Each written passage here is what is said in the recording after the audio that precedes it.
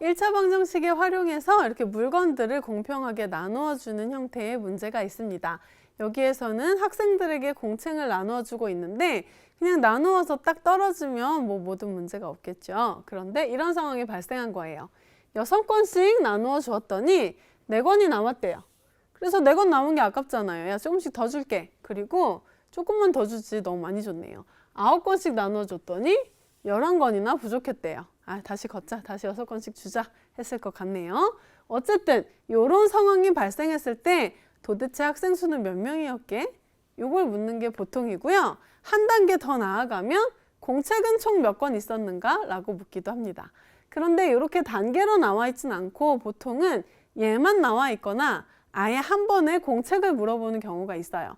그런데 공책의 권수를 X권으로 놓고 풀기 시작하면 답이 안 나와요.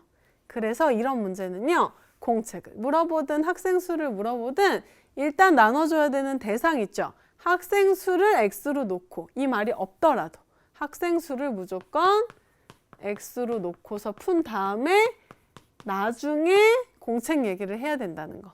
요걸 잊지 않게 하기 위해서 선생님이 2단계로 보여주는 거예요. 이렇게 나왔더라도 꼭 학생 수로 시작하는 겁니다. 학생 수를 X명이라고 놓고 시작을 하면 식을 어떻게 세울 수 있냐? X명에게 6권씩 나눠줬죠. X명에게 6권씩 나눠줬더니 4권이 남았어요. 이렇게 썼어요. 여기는요. X명에게 9권씩 나눠줬더니 11권이 부족했어요. 그러면 마이너스 11로 적어줘야겠죠. 그럼 지금 선생님이 쓴 얘네 둘은 뭘 뜻하는 걸까요? 내가 만약에 학생 수가 여기서 10명이었다고 해볼게요. 그러면 10명에게 6권씩 나눠주면 60권 나눠주고 4권 남은 거죠. 그래서 얘는 64권일 거예요. 뭐라고 하고 있어요? 권. 얘네들은 지금 다 책의 권수예요. 공책의 권수. 그러면 공책은 일정하게 있었을 거 아니에요.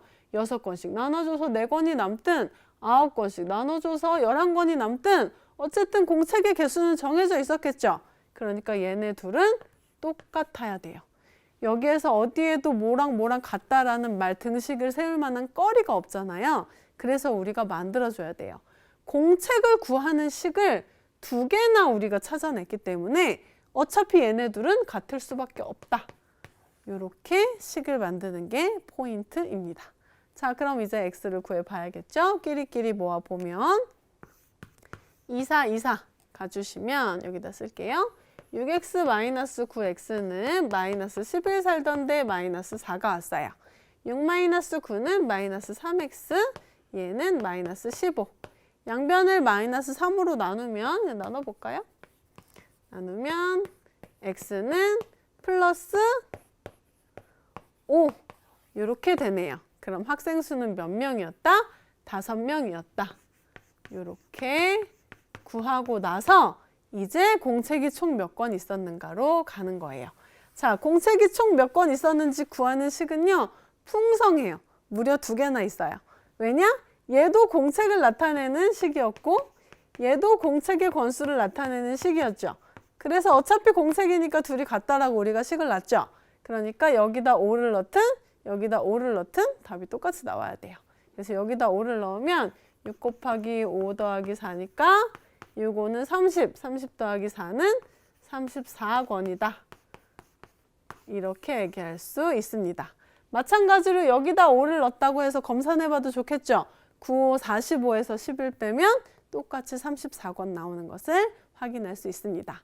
핵심 무엇이에요? 나눠주는 학생, 인원을 x로 둬라. 그리고 나서 다음 단계까지 생각해라. 이 단계를 기억해 주세요.